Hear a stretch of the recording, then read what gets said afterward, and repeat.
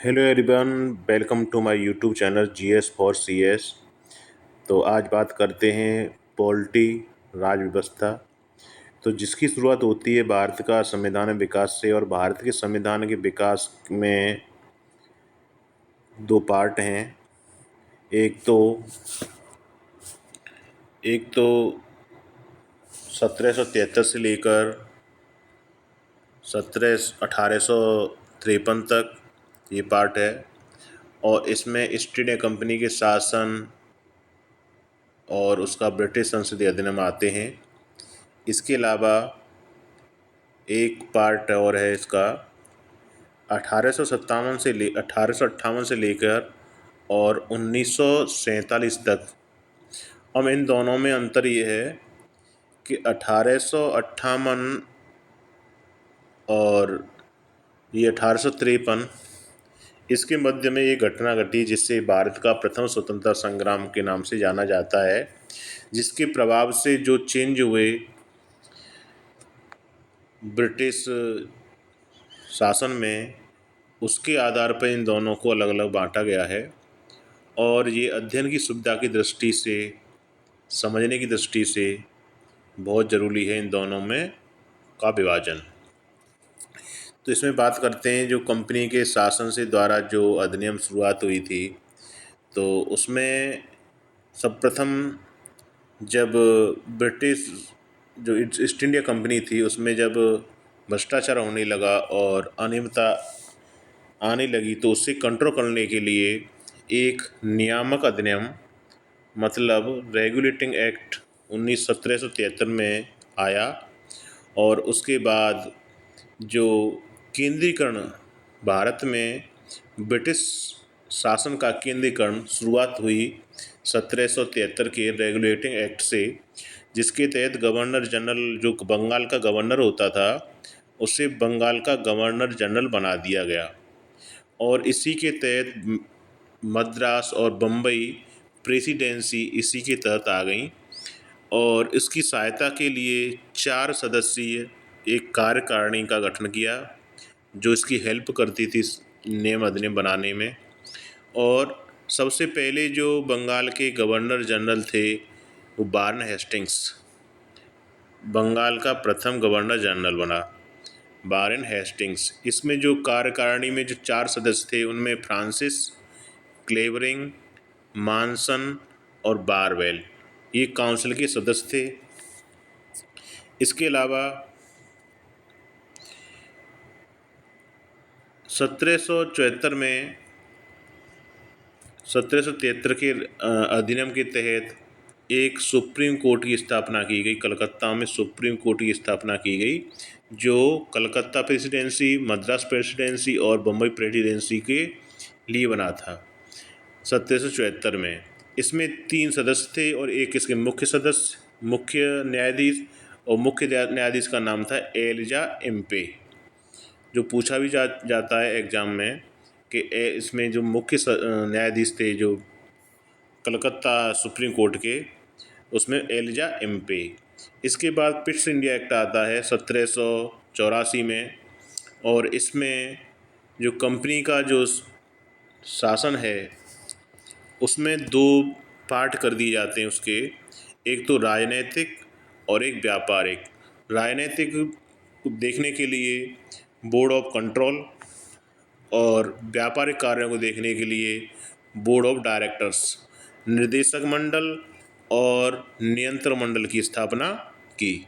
1786 के अधिनियम द्वारा विशेष परिस्थितियों में अपनी परिस्थिति को निरस्त करने या लागू करने का अधिकार प्रदान किया गया गवर्नर जनरल को। इसके बाद ये कार्नवालिस को प्राप्त हुए। और 1773 का 93 का जो अधिनियम आया उसमें कंपनी का जो अधिकार थे वो 20 वर्ष के लिए और बढ़ा दिए गए।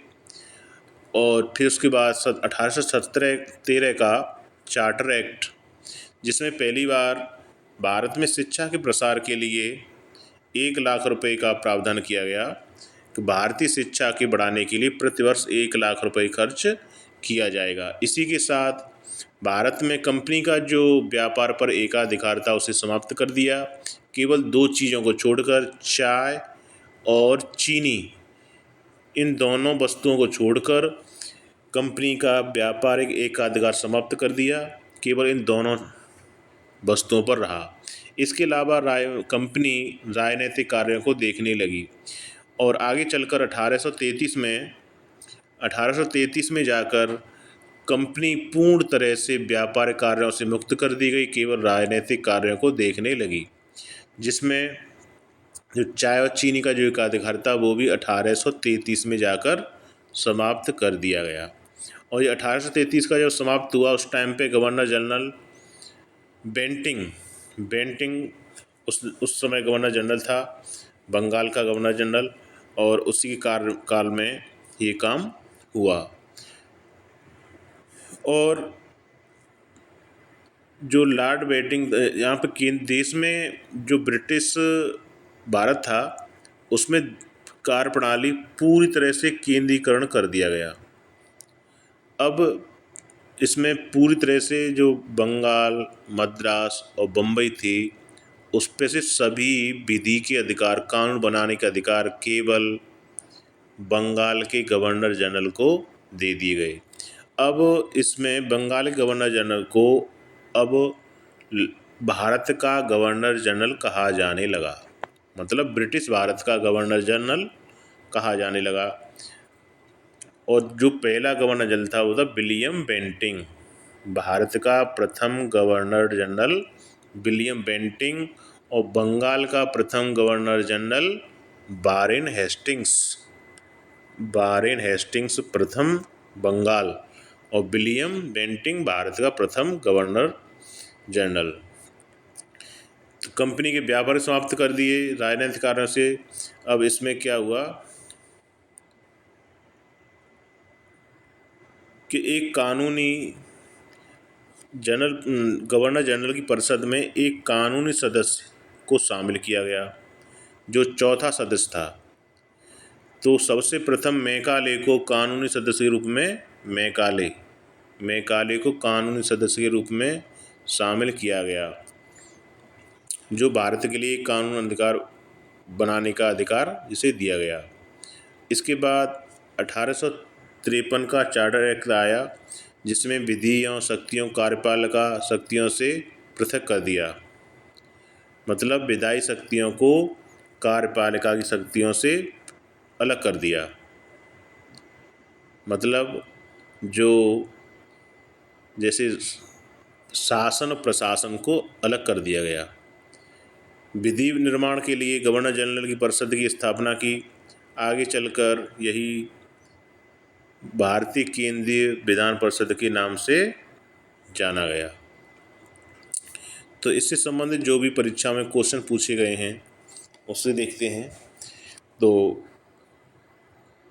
ये है भारत, ये 2010 में यूपी पीसीएस मेंस में आ चुका है और इसमें पूछा है कि किस अधिनियम के में कलकत्ता में सर्वोच्च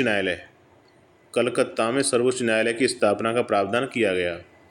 तो पहले स्पष्ट किया जा चुका है कि जिसमें से रेगुलेटिंग एक्ट 1773 के द्वारा 1774 में ये बनाया, 1774 में इसकी स्थापना की गई और एलिजा एम्पे इसके मुख्य न्यायाधीश थे। ये भी पूछा जाता है कि प्रथम जो मुख्य न्यायाधीश थे वो कौन थे। इसके बाद सर्वोच्च न्यायालय की स्थापना के संबंध में निम्न से कौन सा कथन सही है, और ये ROARO 2016 में आ चुका है। अब इसमें पूछा गया है कि कलकत्ता में सर्वोच्च न्यायालय की स्थापना 1773 के रेगुलेटिंग के द्वारा की गई, ये तो सही है। लेमेस्टर इस न्यायालय के प्रथम मुख्य न्यायाधीश थे, ये गलत है। लेमेस्टर नहीं, एलिजा इम्पे इसके मुख्य न्यायाधीश थे, तो केवल ओनली वन, तो इसका ए ऑप्शन राइट। इसके बाद ये मिलाने को है और इसमें नियंत्रण परिषद बोर्ड ऑफ कंट्रोल की स्थापना कब की गई, किसके तहत? Pitt's India act. सर्वोच्च न्यायालय की स्थापना नियामक अधिनियम या रेगुलेटिंग एक्ट 73। इन मिशनरियों को भारत में कार्य करने की अनुमति, जो मतलब ईसाई मिशन अपना धर्म का प्रसार कर सकती हैं, ये बात कही गई थी 1813 के चार्टर अधिनियम में। और गवर्नर जनरल की कानून सदस्य, जो मैकाले कानून विधि सदस्य बनाया गया, वो 1833 में के अधिनियम में 1935। तो इसके आधार पर देखा जाए तो पहले का 2, बी का 1, तो इसका हुआ ऑप्शन बी इज करेक्ट। इसके बाद निम्नलिखित में से किसने भारत में अंग्रेजी शिक्षा की नींव डाली? और ये UPSCIS के 2018 में पूछा गया है। तो 1813 का अधिनियम, जिसमें 1 लाख रुपए व्यवस्था की गई थी शिक्षा के लिए, और आंग्ल प्राच्यवाद, इसका जो विवाद था, ये भी जो मैकाले की जो नीति थी उसके जुड़ा हुआ है।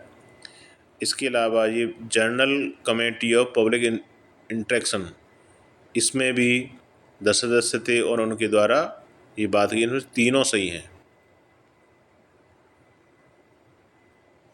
तीनों करेक्ट हैं।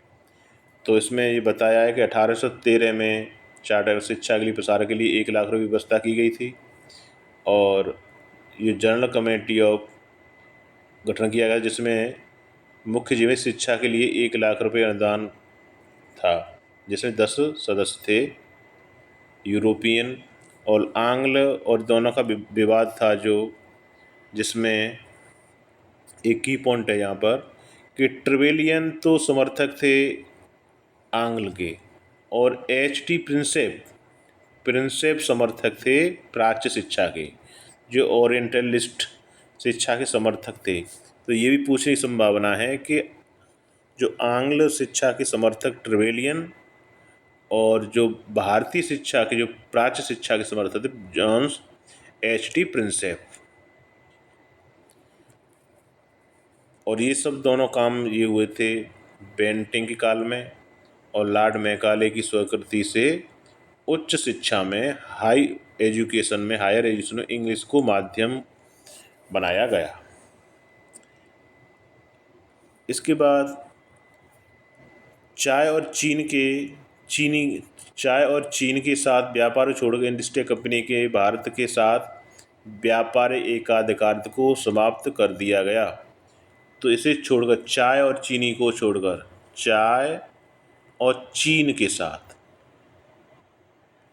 इसे छोड़कर, तो यह है 1813 का चार्टर अधिनियम, जिसके द्वारा चाय और चीन के साथ व्यापार को छोड़कर अन्य सभी प्रकार के व्यापार एकाधिकार कंपनी का समाप्त कर दिया। केवल कंपनी अब राजनीतिक कार्यों की तरफ ध्यान देने लगी।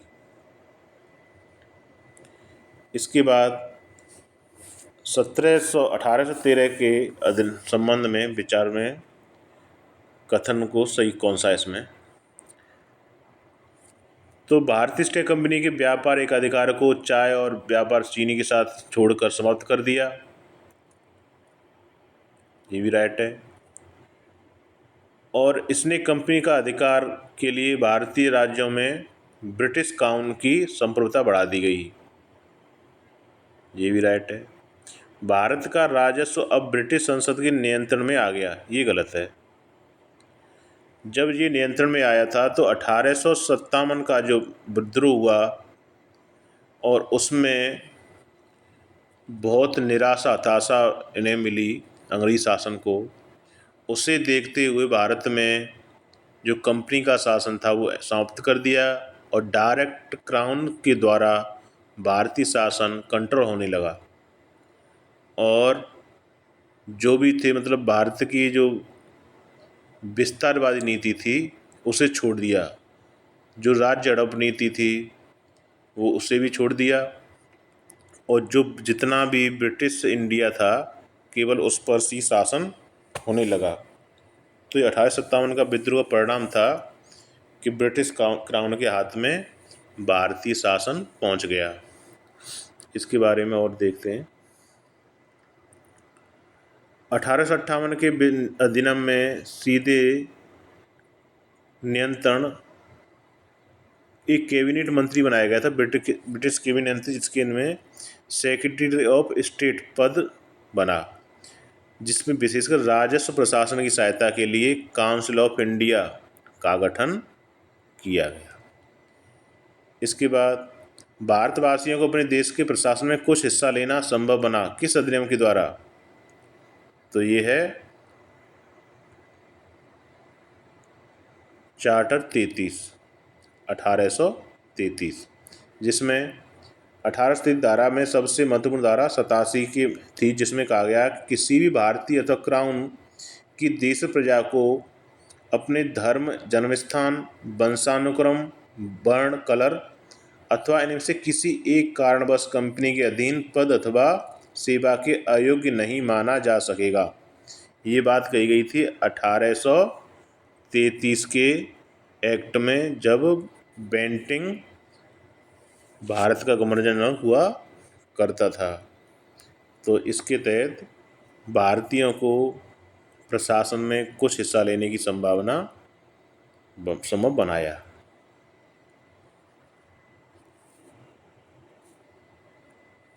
थैंक्स। नेक्स्ट पॉलिटी से संबंधित टॉपिक आएगा, जो भी संवैधानिक विकास से जुड़ा हुआ है, जिसमें